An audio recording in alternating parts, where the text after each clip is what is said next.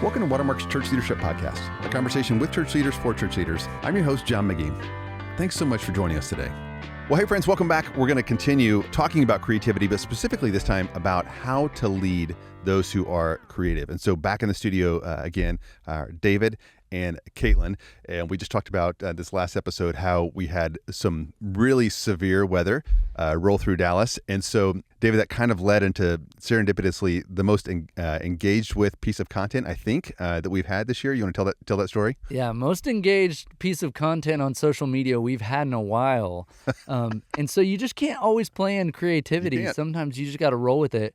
And God was creative with us in that our campus was largely unaffected. We had a few tree limbs down, but our power was on and all that.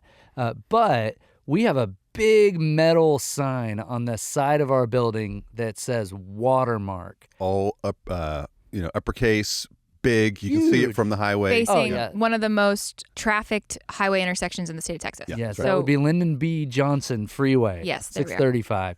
And the storm, God in his sovereignty, blew off one of the letters from our church's name off the wall and left all the other letters in place, leaving our new church name, Water Space Ark. And right after a flood. After a flood. And literally at the corner underneath this sign was flooded and the road was closed.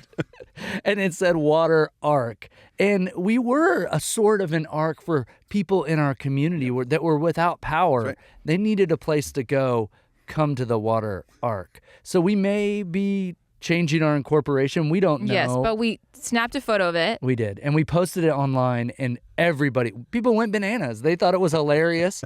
And somebody thought it was people thought it was photoshopped, and we said we didn't. Sometimes God is more creative than us. Yes, that's true. And it was so funny. It was a great. And that M is sitting outside my office. Someone found it in the bushes, carried it up to the 7th floor of our office tower, sitting outside my office. There you go. Right. Well, it was just really funny. There were some sad things that happened, but it was amazing, and I got that same picture from everybody that drove by there, in the morning, just laughing, and so you can't account for some creativity and the hand of God. Creativity also inspires further creativity. I felt like people were writing their own captions in the comments, and that's one of the reasons why it was so engaging.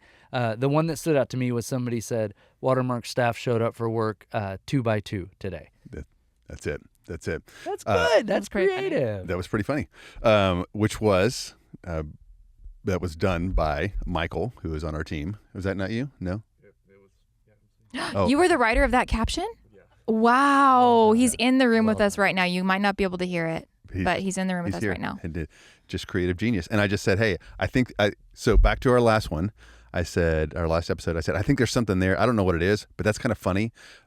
So this channel would be communicating just to church leaders. And I was like, well, of course we need to be serious. And these are serious things. I was like, I think there's something funny there. And then the next thing I know, the next time I was on social media, I saw that. And I was like, that's funny, that their staff was coming in 2x2. So creativity, working with is what we talked about last time. This time we're talking about leading creatives, working with, managing, encouraging creatives. And from the seat that I sit in, I've seen this tension between, we'll just stereotype this. It's the senior pastor. He's in charge of the organization. He's got the microphone. He's a big personality. And then you have creatives. And there's this constant tension. The senior pastor feels like these guys won't support or help in the way that they that I want them to. Their stuff that they create, I don't like. The creatives would say he doesn't get us. He doesn't value us. We don't feel like we're a part of the team. Which I hope is not the case here. I'm sure at times it might be, but that's something. It feels like a universalism across churches. So that's what I want to talk about. How do we close that gap? How do we fix it? So let me start with this one, kind of a zinger. What is it that creatives say drives them crazy about working in the church? If they were going to create memes to kind of make fun of senior pastors or others who aren't creative in the church, what is it that they would say? What do they say behind closed doors? Let's start there so we can, hopefully then fix the problem. What drives them nuts? The word just. Just. I would say, Did you steal that from my... I didn't. Are you looking at my notes? No, I wrote that on a piece of paper. I was like, my answer's going to be one word, the word just. And I had no idea. No way. Did not see it coming. Go for it, Caitlin. And I think it's just, and I've had to learn that too. So I'm a strategist, and so I've worked in creative agencies, and I've worked alongside creatives, and I am creative, but I don't do actual graphic design work, filmmaking work. So it's taken a while for me to understand the creative process. But what I hear most of all is when I say early on in my career, let's say, I would say to a graphic designer, well, it's just another revision. It's just changing the logo. It's just a few new videos, right? It's really simple. It'll take 5 minutes, just this. And it was like the lights would drain out of their eyes because what that communicates is I think we always minimize the effort it takes to do something like that, especially in the creative field. So I think you're minimizing the work it takes to do things like that. And that doesn't mean you don't ask for revisions or things like that. That's part of it. But also, I think that can also be laziness on the part of the direction giver. Like, because I didn't give direction really clearly, I'm making you do a ton of revisions and just saying, but it's just another revision, but it's just, I'm changing direction. So I think that just, it can feel really disrespectful to creatives and can lead to burnout over time consistently. So I think the word just, I have tried to eliminate from my vocabulary. Amazing. Didn't see it coming. Okay. So if you can help someone understand what that's like in their context, talk to the senior pastor and give an example of someone coming to them and just saying, it's just this, and how they would absolutely hate that. Can you make that in real time? We have gotten our Christmas branding all set. All the deliverables are versioned out. They're all ready to go. Senior pastor comes back and says, actually, you know what? I want to change the font from red to green. I just want to change the font. It's just a little change from red to green on that graphic. But what you don't know is it's not just that graphic. That graphic has probably been versioned out 100 times and saved out 100 times in 100 different file places because of all the different formats you have to do. And then you have to get feedback. And we've already, by the way, moved on to Easter because it's art. We've had to get going on that.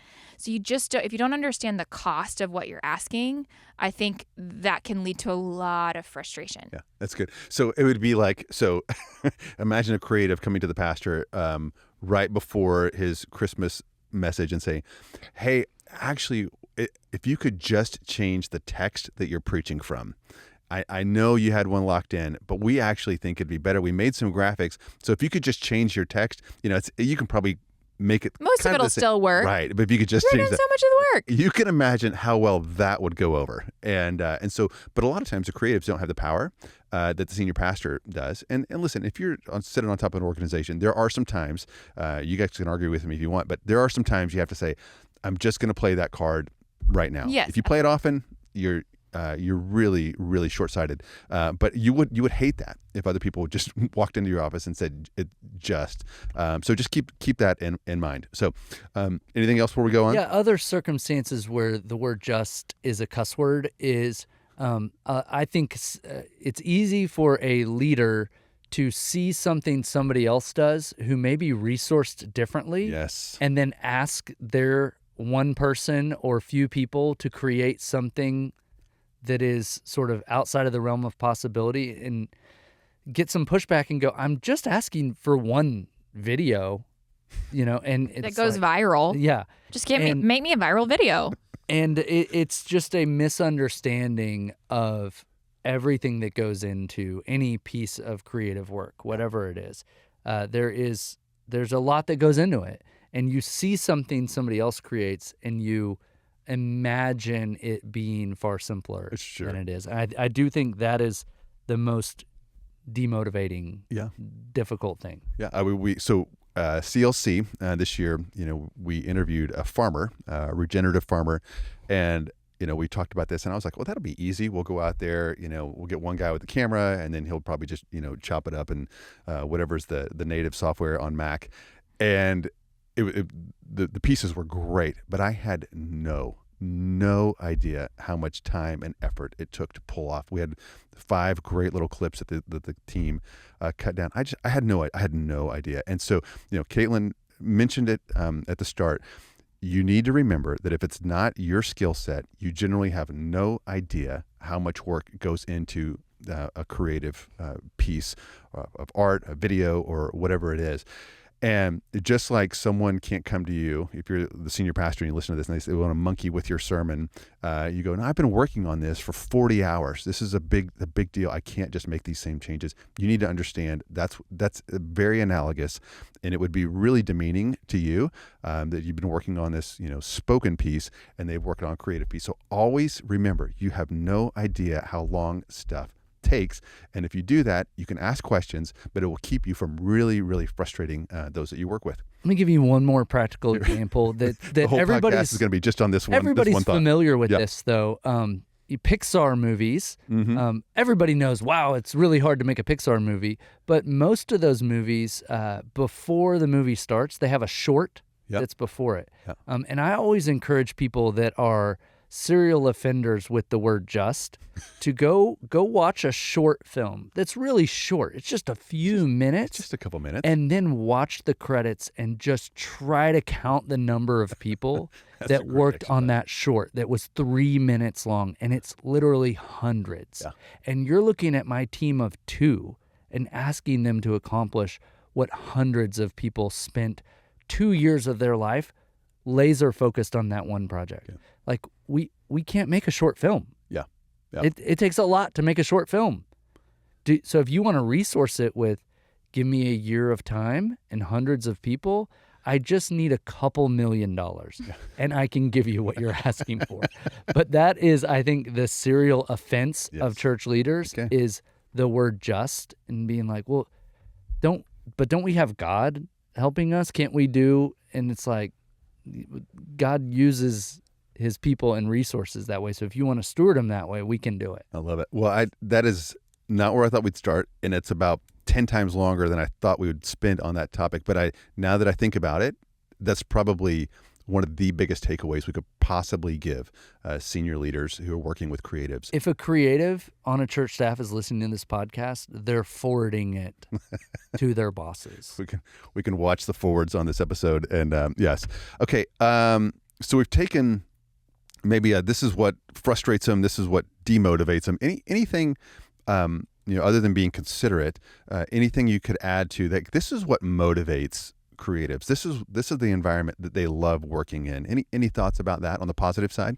On the previous episode, we talked about the goal or the beauty of an inspiring and clear brief. So giving them an assignment that has guardrails that are appropriate and defined, but then also are inspirational rather than prescriptive. So I think we touched on that there. From an environment they like to work in, I think there's an element of really respecting, and this is, I think, probably counter to what we talked about before, understanding and respecting their process and time. Our creative work really hard, and they produce a ton of work.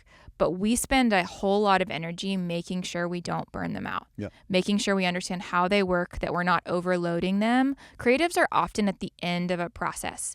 An idea has probably been around. Sometimes it's been batted around for months before it actually gets to a creative to flesh it out.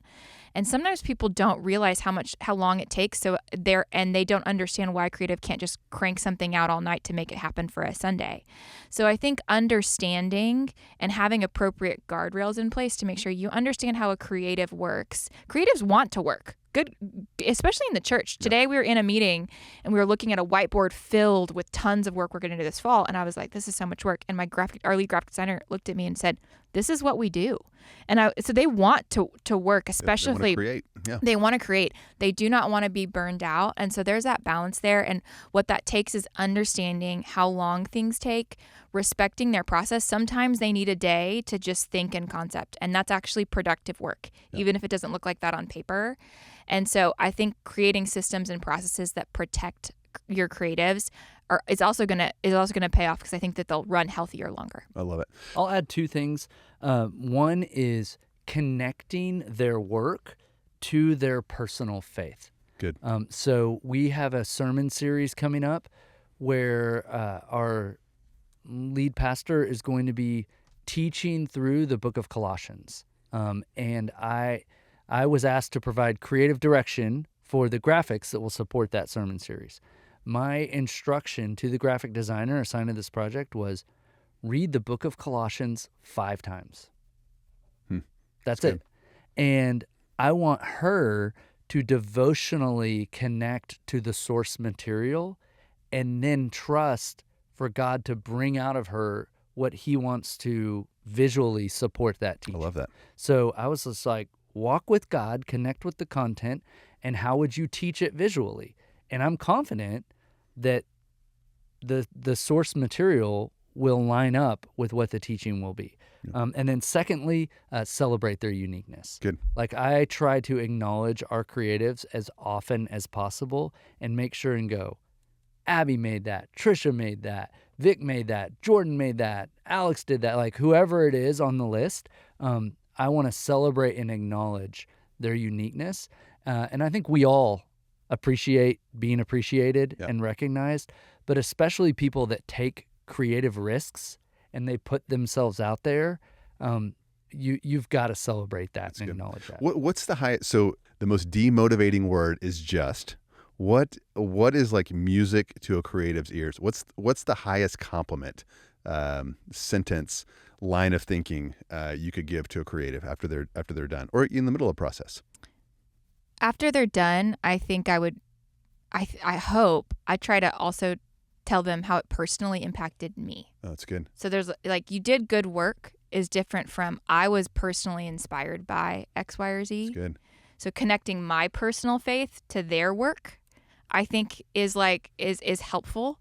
I hope is motivating for them. So and that also just allows us to be humans together. And so that's something that I try to make a discipline of doing when I'm particularly inspired by somebody else's creativity, especially since I myself am not creative in that same way. Yeah, that's good. Okay.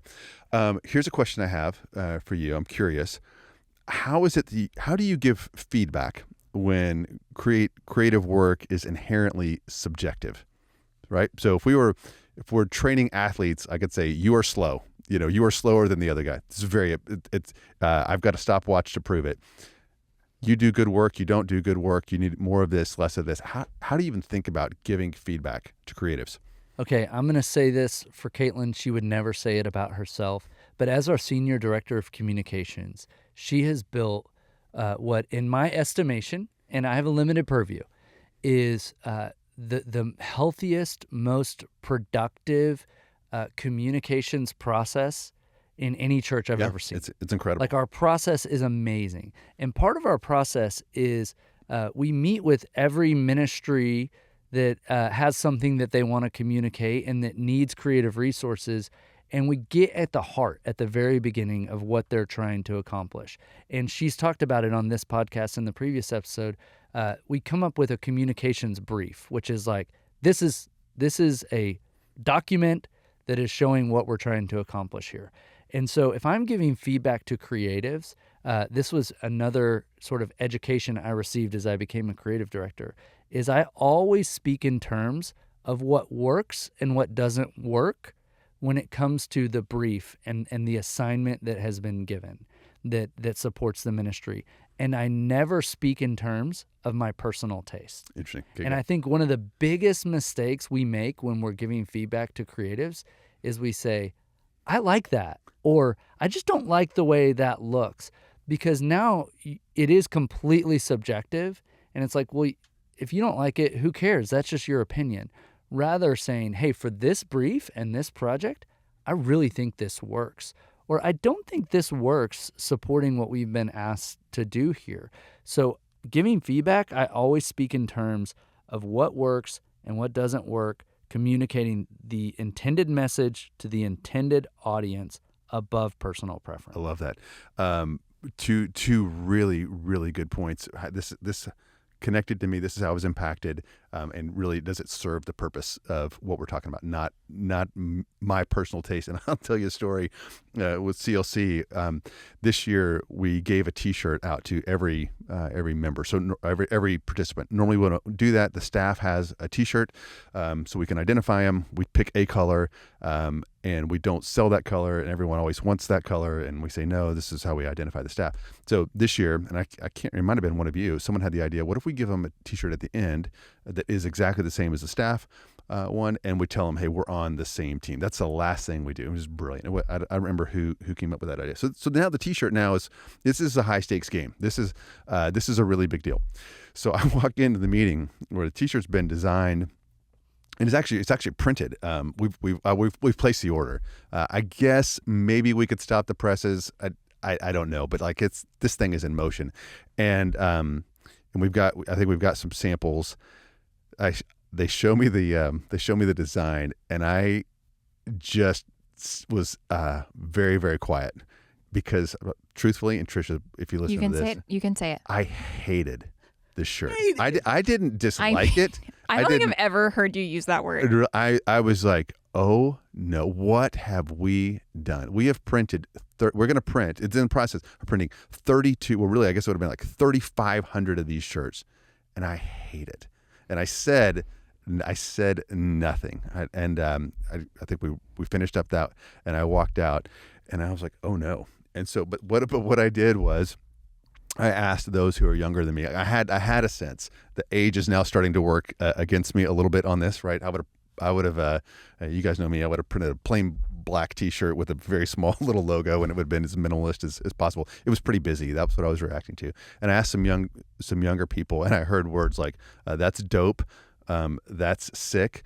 We brought a young adult influencer in to speak, and he goes, "Hey man, can I get one of those T-shirts?" You know, and which is to say, I was not the target audience, and she crushed it. She crushed it. Now, would I rather have a bunch of old guys like me loving their T-shirt, or a bunch of younger people going, "That's awesome. Can I get one of those?" I'd get one of those. Unbelievable. I'm going to wear that. I'd take that all day. And so it's subjective, and you know, I don't know if I did it perfectly, but I by not saying anything, I think I saved myself a lot of consternation and hopefully some discouragement from the team. And it really was. It was just subjective, and it was a great T-shirt that people appreciated. They were so excited to wear. And so the one thing I wanted to say real quick about the creative brief, you brought that up multiple times, Caitlin. So some people are working in a smaller church that there's just no way you've got the time and resources to kind of put one of those together. That's, you know, sometimes multi pages, but it brings very good clarity.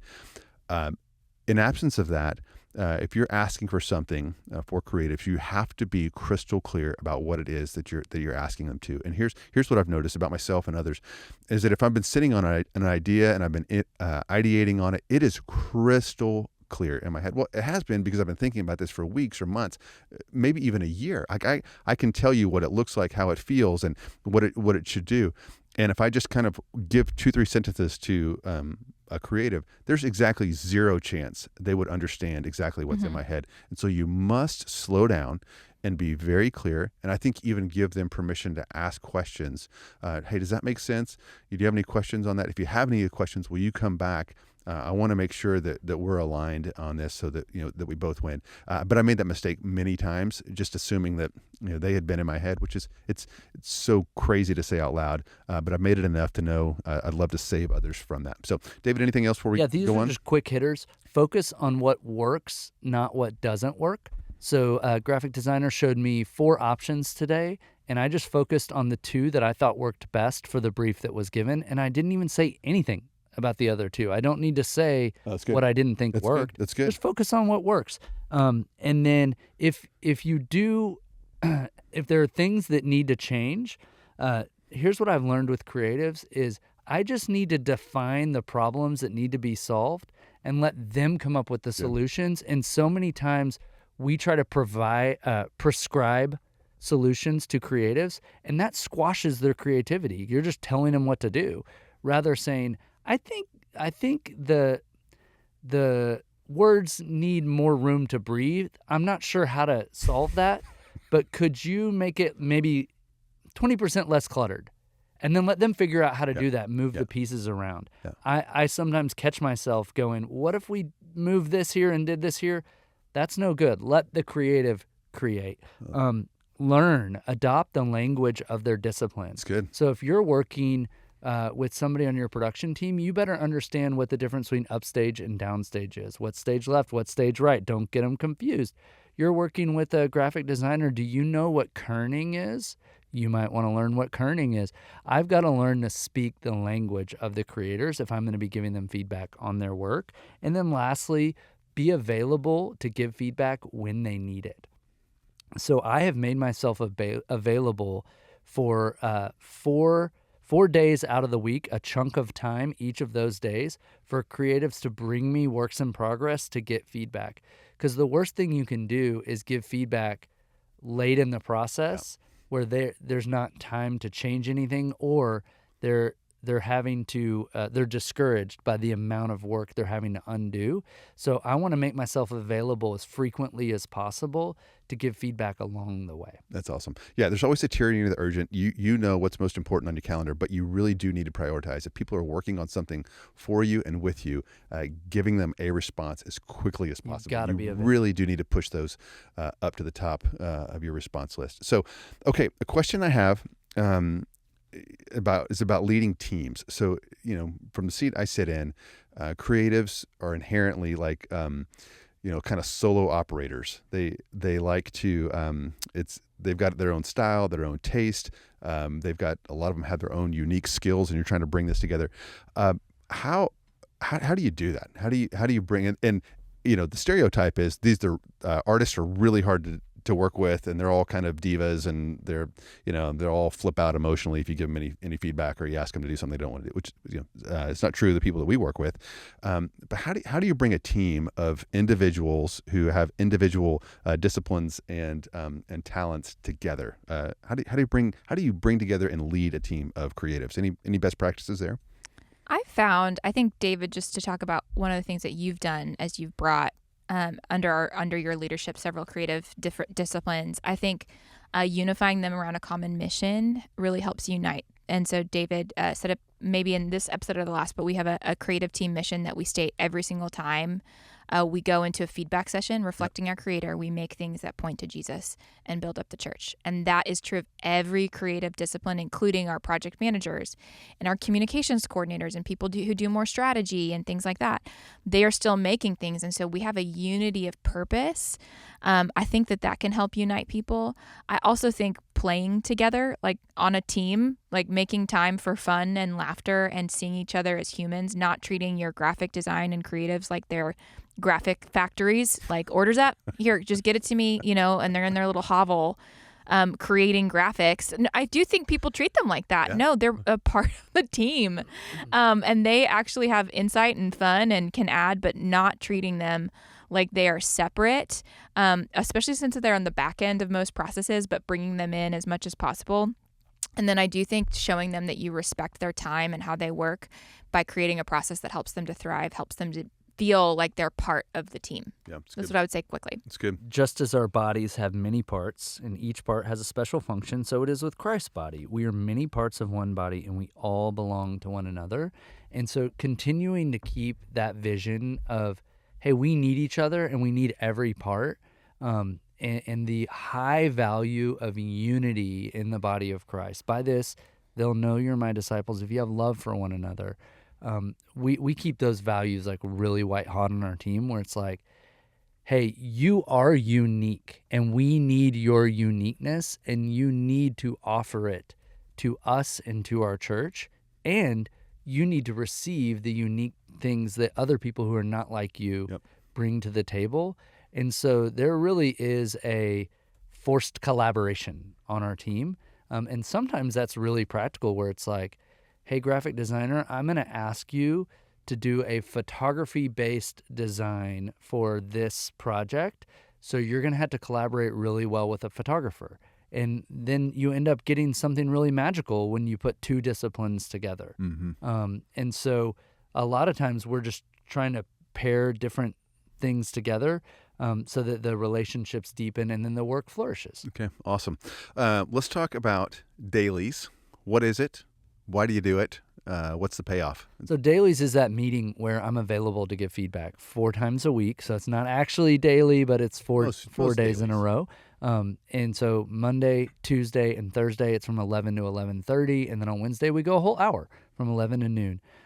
But that's just where we get together. We show what we're working on. It's kind of show and tell wherever you're at in the process. the opportunity to give feedback, and keep the project moving forward. It's that simple. Yeah. Well, okay. Can you give a little bit more color? Because I think it's a fantastic meeting. I hate meetings. But anytime I can be in there, if we're working on something together and they're going to update, that's just one I want to be in. Can you give it some color so people can understand what actually goes on in there? I mean, I can give some color. It was tough when it first started. That's the color I would give. Oh, that's great. I'm glad we're talking about this. Yeah, but because here's what I want to say.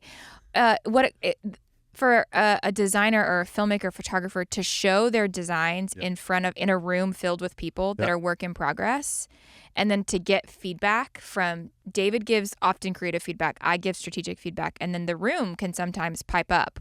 We're clear about whose feedback matters, but we stumbled through that first few months. There were tears. We had to figure out how to talk with each other. We created guardrails for feedback.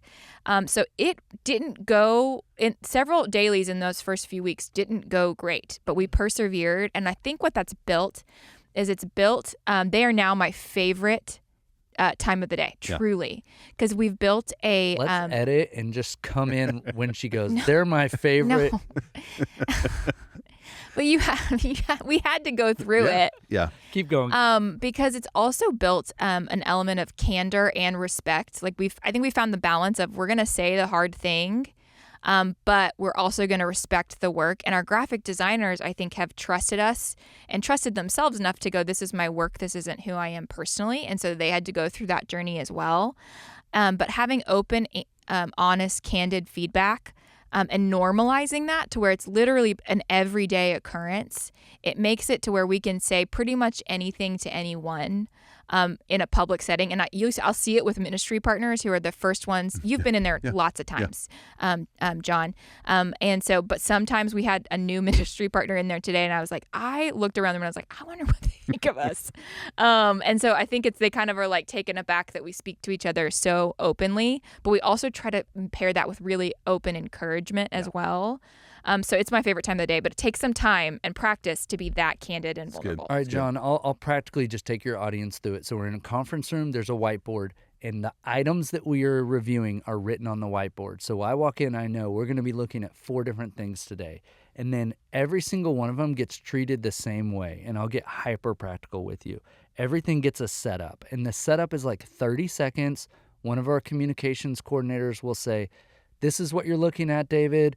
We are working on a ministry to newly married women, and we're trying to get a graphic to promote this event, and here's the direction that's been given. So now I have a framework for what I'm about to look at.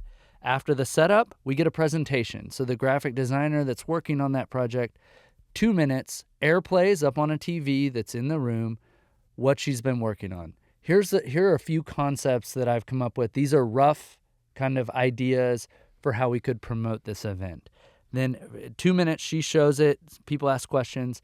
Then I give feedback, and the ministry partner that is there, they get to give their feedback and really most of the time give a final approval. So sometimes I'm a final approver for certain campaigns or projects. The ministry partner often is for others. But I'm able to go, hey, here's what I think really works. Here's what's really great. Here's what's awesome. And I usually kick it off because I've got reps. And then I look at the ministry partner. I go, do you agree or disagree? What do you think works? And I try to set them up for success. They give feedback. We're very clear about what we're actioning because a lot of people might pipe in and go, that's good. Hey, that's that. So I make sure, push for clarity. Hey, creative, here's what we're going to ask you to do leaving this room. This is the you've heard a lot of feedback, but this is what we're actioning. And then we have a project manager that's taking good notes, and they make sure they just capture the actionable feedback, not all of it, just what we're going to action, so that they can sort of have the creatives back when we leave that room and go, hey, I just want to make sure you heard what they heard. Because sometimes as a creative, it can be emotional when you're like, they're kind of picking apart my work, or, oh, they like the one I like, or, whatever it is. You got an objective sort of third party there that's capturing, taking notes and saying, all right, here's what you're going to do coming out of here. I love it. Well, it is. Yeah. I think the other color I would add is it's interesting. you say you started that meeting with it being kind of tough and in tears, because from my vantage point, every time I'm in there, it tilts so heavily to encouragement, and it's from you two, and then also the team. Like when they put their whatever it is that they're working up on the screen. Whatever it is that their project is, it's almost like Christmas. People are, oh, like look at that, wow, and everyone just kind of takes it in. That they can appreciate what's on the screen generally much better than I can. And then there's some of those feedback, but even David, the way that you deliver that feedback, it's if I were them, I would say, oh, thank you. That's helpful. That's not a critique. You didn't assault my taste or anything like that. You were trying to help me be better. So something about the way that you're delivered that. And then, generally like you cheer them out. Is that at the end? How does that work? Yeah, I was going to mention that. So yes, at the beginning, we always pray. We always state our creative mission. And then I will say, it's Tuesday dailies, and we all clap at the beginning. So high energy. And then if we have 4 different things, once we've actioned the feedback, let's say we were talking about it's newly married women Bible study, we'd all clap again, and then we move on to the next thing. What's next? And there's magic to, we're celebrating the work that God is doing in our midst. Yeah. And there's a physical, like audible celebration. Yeah, it's really cool to be a part of. If I can go back one thought to, you were surprised at how we got to where it is, because it really is so fun from where we were. So there was actually a pivotal thing that happened, and you might not even remember, David. You asked for feedback about your feedback to me. And it was like you and I sat down and you were like, how am I at leading dailies and giving feedback? And I had to tell you, I mean, here are the ways you could improve. And so I was trying to phrase that. And so, but I think that took humility on your part. So good. And so I think learn from that. I think your exact words were, everybody hates dailies. That sounds right. And also I think we had some room to grow in being candid and growing a thicker skin. So there was also that. But I think you can ask for feedback on your feedback. Feedback is a skill you can grow in. It is not a gift you were born with. So if this makes you really nervous, give feedback and then ask your creative, how was that feedback? Yeah. You can ask for feedback on your feedback. That's the only way you will get better. Yeah. And so in the show notes, hopefully you can post the PDF. We did a breakout at CLC called The Creative Process, and it has a lot of this stuff just written down. It'd be great to go back. And this is a good guide for feedback, and you can measure your feedback against it. That's good. So, if you're a senior pastor of a small church, you don't have a team. You have a part-time person who does graphics for you. All these same principles apply, and so you do need to give feedback. You can't just keep pushing things out that you don't want to use or that are not, kind of aligned with your vision. But how you do so really, really matters. I think you can value people. You can help them get better at their craft and their skill. If you're not the person to do that, then don't. Like I would not put myself in a position to give feedback like that if I had, and I really don't on my team. I excuse myself because that's just not my A gift. And I could actually make someone get worse at their craft by having them kind of bend to my whims. And so bring in someone else who's really good at that. But that feedback matters. And you guys, you've created something really, really special. And you guys kind of modeled that live at CLC. I'd love for you to do it again next year at CLC. It was just a really creative way to do that. So, well, guys, it's been really helpful. I don't know that I've ever heard a talk on this, and so I've learned some things. Hopefully, this will be really helpful to those who are working, on churches or in any organization where there's creatives, and how to value them and work well with them, honor their work. Let me close with this. So, if we get this right, like let's say we action a lot of the things that you guys said. We even add to that in our own unique way. We lead well. We're a great teammate. Like what happens? Let's talk about the context of the church. What happens in the context of the church if we get this right? I think you have a greater diversity of gift sets flourishing inside your church and also publicly, right? And so people in your body can see who might be creative, can see they can flourish. The church can help them flourish. I think you'd see longevity in ministry of creatives, among which burnout is really common. Yep. And a lot of graphic designers only last a year or so. And so what would it look like to have a graphic designer so committed to the mission that they were committed to 20 years at your church? So longevity in ministry, those are the two that I think of. That's good. Dave? The beauty of God will be exalted in your midst. What else do you want? And there is a